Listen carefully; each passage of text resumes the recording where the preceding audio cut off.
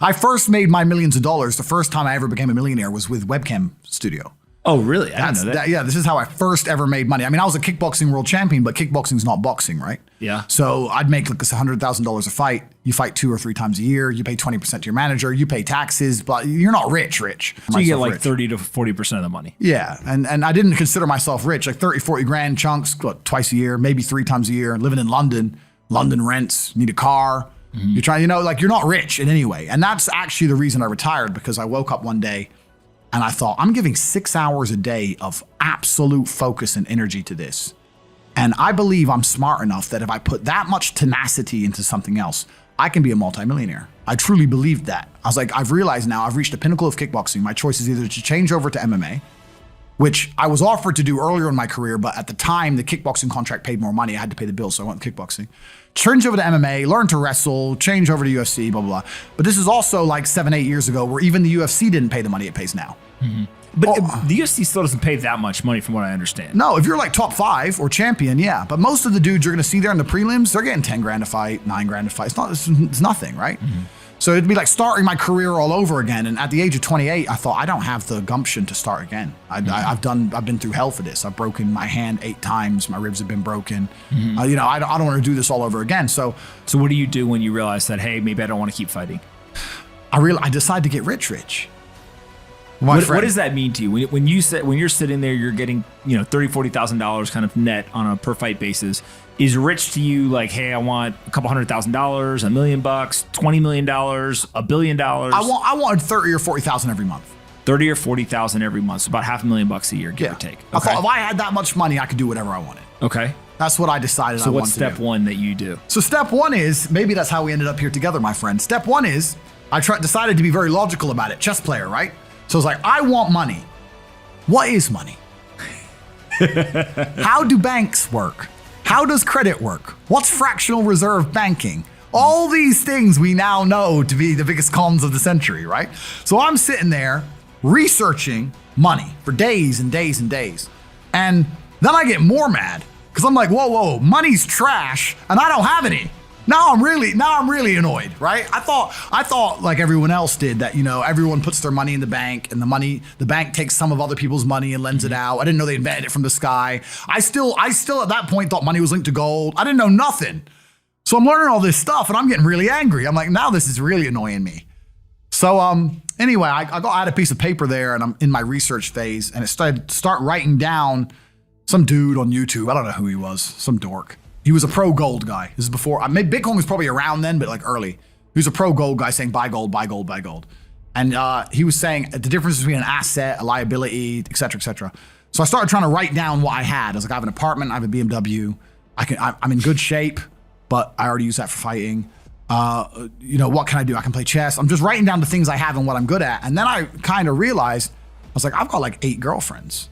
But because I was traveling the world, and if you win, you get a ring girl. It's kind of like she's banging the winner, right? You win a world title, you get to choose the ring girl you want. It's pretty easy, right? So I had a girlfriend in Slovakia, I had a girlfriend in France, I had a girlfriend in England, all these girlfriends. Do they know about each other? No. Okay. But they find out pretty soon. So I had all these girlfriends, so I'm like, maybe I could open a strip club and like be a pimp, and, be a gangster about it, And then that opening strip club that's literally the first thing you thought about was opening a strip club? Well, I thought I have these beautiful girls. How can this is before like Twitch existed. So I was like, what can I do with these hot girls? I was like, it's just an asset, right? There's these girls and a lot of them were messaging me.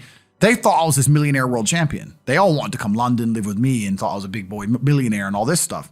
So it's like they do because of social media. Well, partially because of that. And also because they met me. I turn up, I fight, I win the world title, I leave. We're texting each other.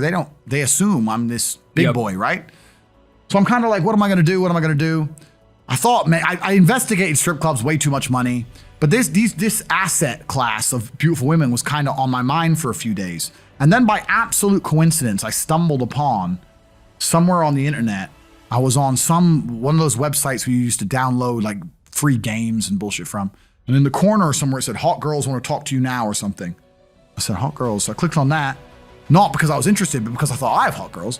And it was one of those webcam websites. And I was like, so these girls sit here and talk to dudes for money. So I'm going to get my girls to And sit. they're naked. They're just talking. How does it work? It's 50-50. I mean, it depends on the girl, depends what she wants to do. But the majority of the job is not based around being naked. The majority of the job is based around being entertaining and being easy to talk to. And the guys who are talking to you need to find you, that you need to remember their name, remember their dog's name. You have to be smart. You can't just be a girl and be a bimbo and be naked and make money. You have to be really smart, charming, interesting, happy all the time, positive. Mm-hmm. And I thought, I'm going to try this. So I messaged all 5 of my girlfriends, told them I had a job for them, explained to them what I was going to do. I was going to launch this company. 4 of them agreed. All 4 flew in, sat them around the same table. They were all like, who's she, who's she, who's she? I'm like, well, you're all my girlfriends. 2 more left.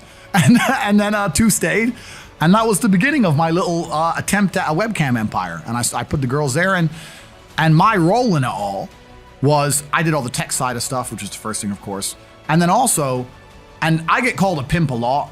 But the reason I use the term is because I don't see it as a negative term. I see it as positively inspirational and motivating person. I'd motivate the girls. I'd make sure they did their job properly. If they had a bad day online, I'd come up with a good excuse for them. Oh, it's been a football game. It's been really busy. Don't worry. You're so beautiful. Don't be upset. You did better than her. You did the best today. I keep everything organized, put the schedules together, all that kind of stuff. And is it hard? It's hard because women have to want to work for you. Okay. Women have to want to obey you. That's what's hard. And you don't do that. This is one of the biggest misconceptions. I really want to clear this up. People in the movies and stuff, pimps are like aggressive, mean men.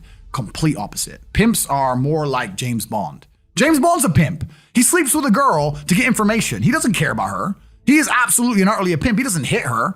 He makes her love him. She does what he wants. He uses sex as a weapon to reward her, and then he disappears. That James Bond is absolutely and utterly a pimp. So I say pimp because everyone calls me a pimp online, tries to go, haha, you're a pimp, like I'm gonna get offended. It's like, no, beautiful women wanted to work for me, and they wanted to work for me because I displayed supreme competence. And they knew if they worked for me, they'd make a lot of money. So whenever I was out, I'd meet a waitress and say, well, you're working 10 hours a day for pennies. You can work 10 hours a day for me, make 10 grand a month, 20 grand a month. And over time, I just built up this big little empire of webcam girls. At one point, I had 4 locations, 75 girls working for me. And I was doing. And we say locations, like, explain what goes into a location. I just rent houses. All right, so you rent a house, and in the house, you just literally, hey, go live here. There's like technology set up, and then you can basically just sit in front of the computer and literally be on the other end of one of these webcams, and guys are paying by the minute, by the hour, or whatever, to talk to you.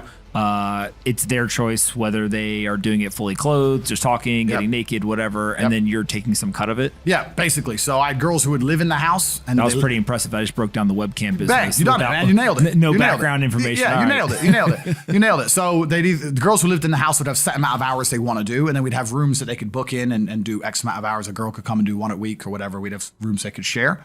And then, very much exactly like you said. They'd go online, they'd do their hours, they'd have their regular customers, they'd get their money.